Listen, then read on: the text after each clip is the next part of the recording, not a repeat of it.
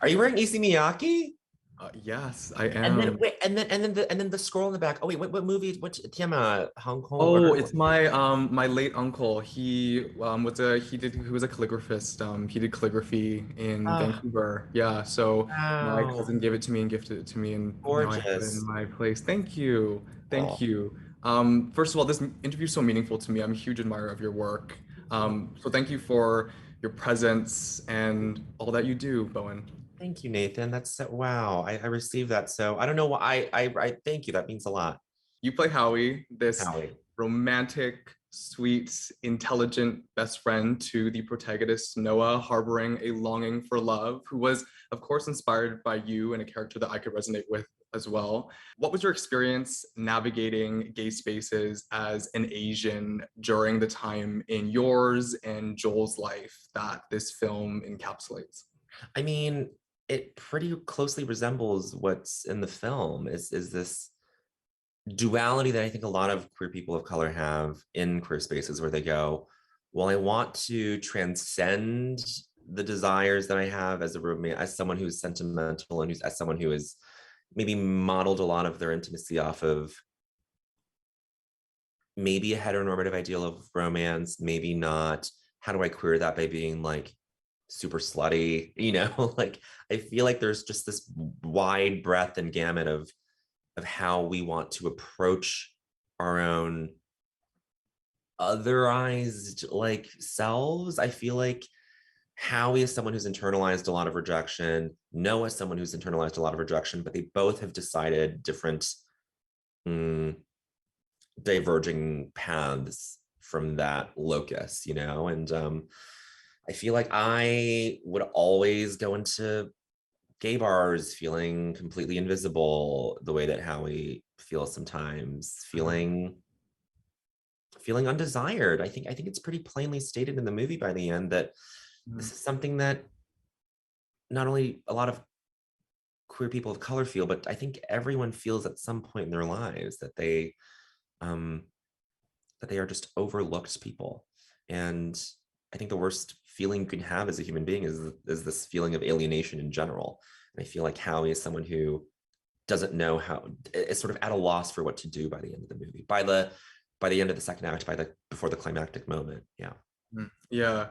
And, just Howie as a character was probably one of the most equitable, honest, on-screen representations of a gay Asian of our generation that I've ever seen. Oh And God, Nathan.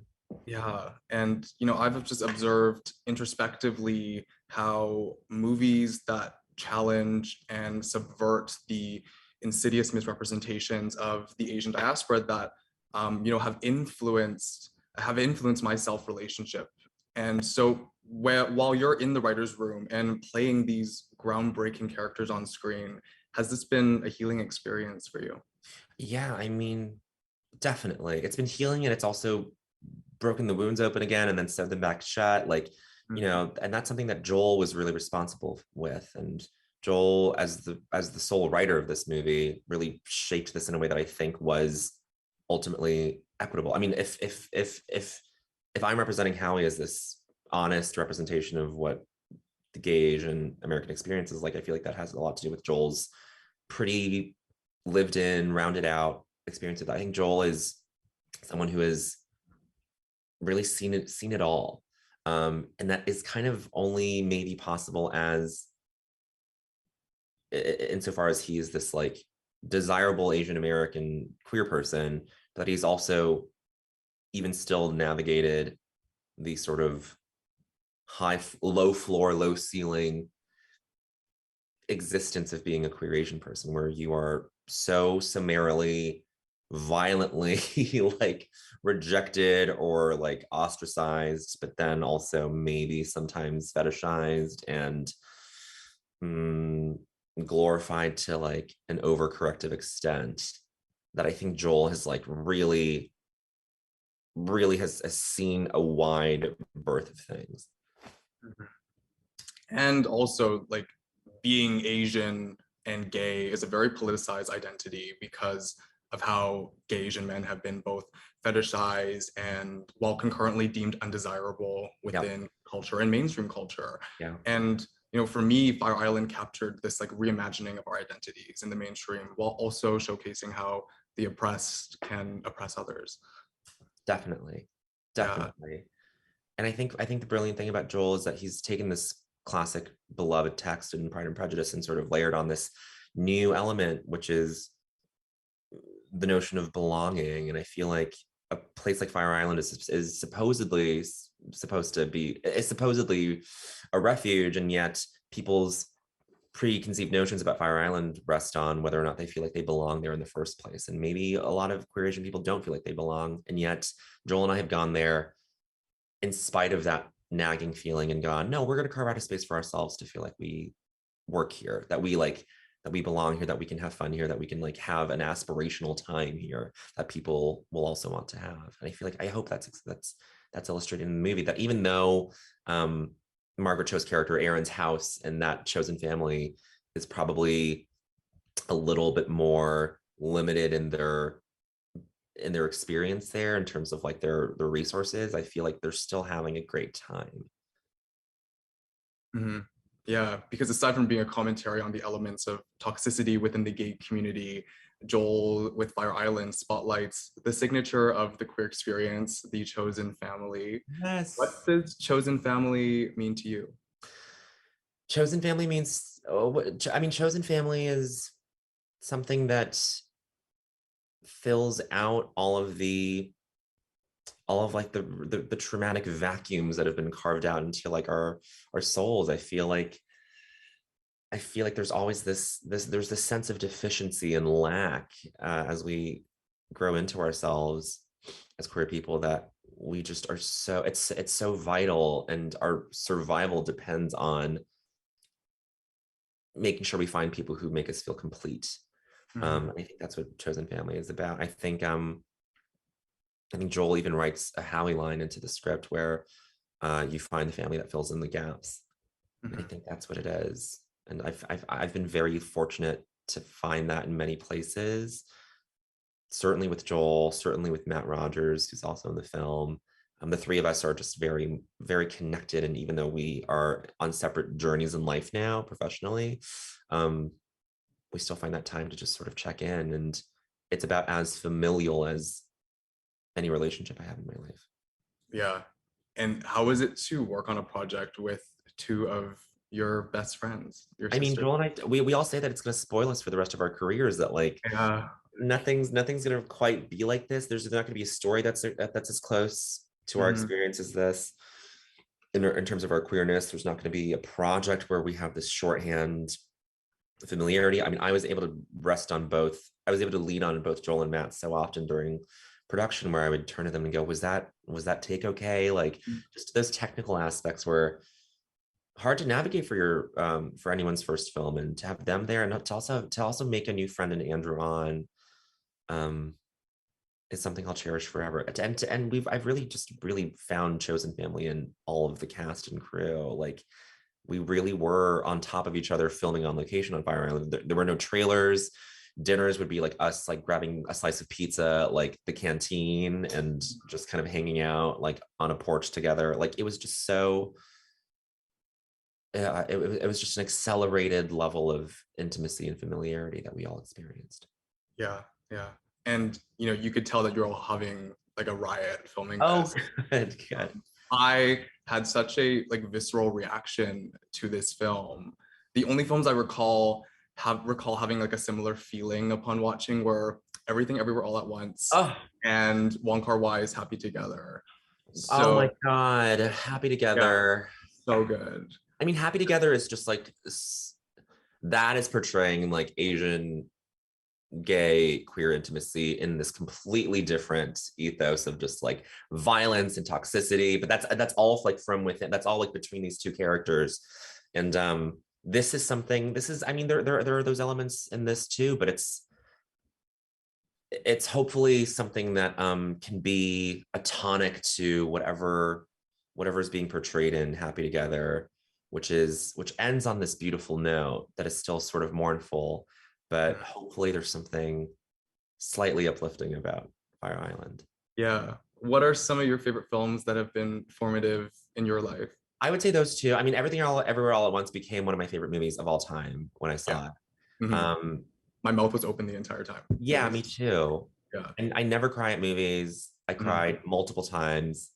Um, Formative for me. Kung Fu Hustle is just like the perfect movie for me in terms of combining like a Looney Tunes aesthetic with like the tropes of a martial arts movie, a wuxia movie, like um and just like a comedy, and like Stephen Chow is just one of the probably like the one of the first like auteurs that I like really like latched onto. Like I remember watching Shaolin Soccer and being like, who this is the funniest thing I've ever seen.